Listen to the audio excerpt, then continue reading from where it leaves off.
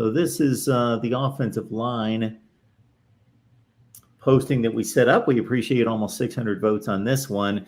Who will be Oklahoma's most productive offensive lineman for 2022? And of course, Jason, it's a difficult thing to quantify, of course, with offensive linemen, other than, we've got a hard, fast statistic to attach to the other players on offense, and we'll run through the polls here in a second. But you're a bit surprised by the results thus far. Yeah, I think so, Mark. I would have kind of just kind of coming into fall camp.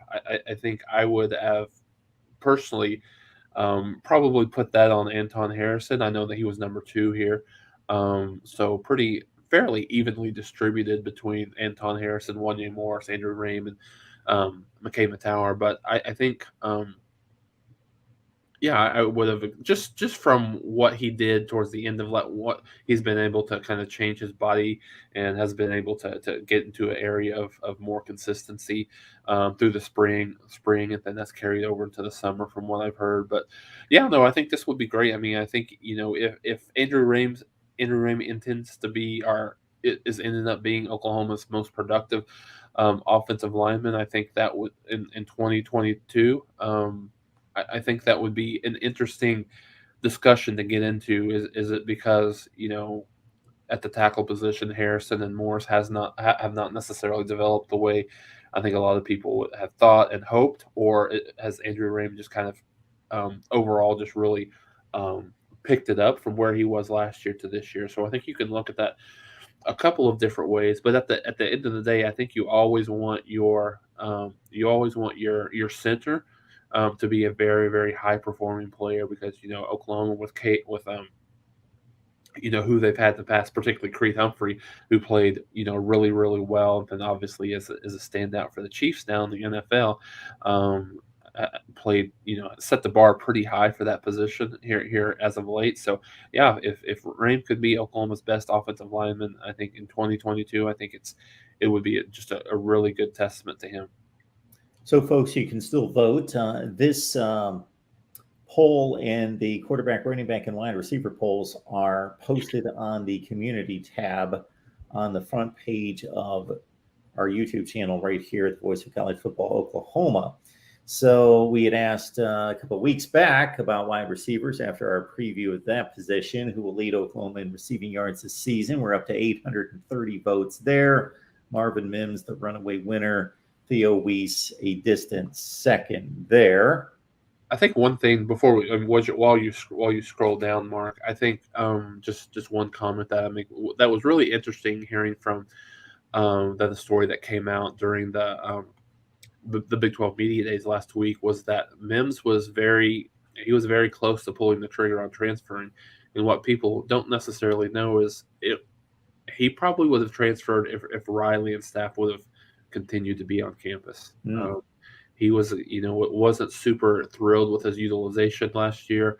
Had a really, really good game against Texas, but had almost all of his touchdown grabs were against Texas in that game. So, but I think, and this was a situation, Mark, where the new staff really gave him a little bit of a new lease on life, so to speak, in terms of his career at Oklahoma. So that was something that I didn't really have a high visibility to. I know that there was some questions, in terms of would he be a kid that comes back for Oklahoma, but I think you see a renewed energy, a renewed excitement in him. So I couldn't agree with this more. I certainly think that he is certainly the best, in terms of talent wide receiver that Oklahoma has, and would expect him to have a really good year for Oklahoma this year.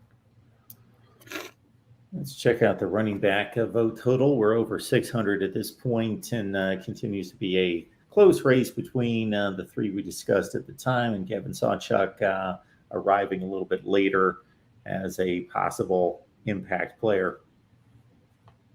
Yeah, no, absolutely, and I think this is pretty spot on. If the only difference I would say for me, I might switch Barnes at the 31%, but Marcus Major at 28%. But it's going to be a nice battle.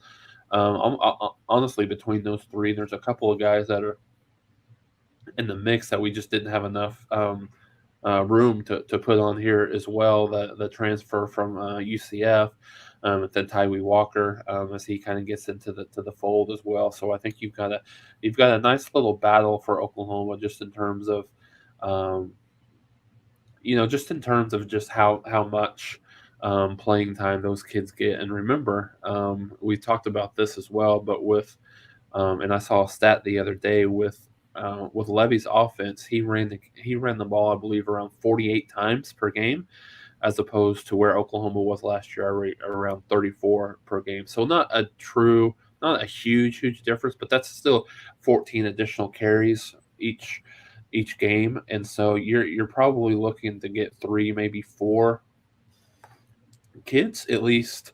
I think you would probably have, Eric Gray, and then whoever your number 2 is, even whether it's Javante Barnes or Marcus Major, probably at least 15 carries apiece, and then those other a couple of other, get them 6-7 carries. So I think it'll be interesting to see how that kind of lines up, because they all have really strong attributes, I think, that complement each other in good ways.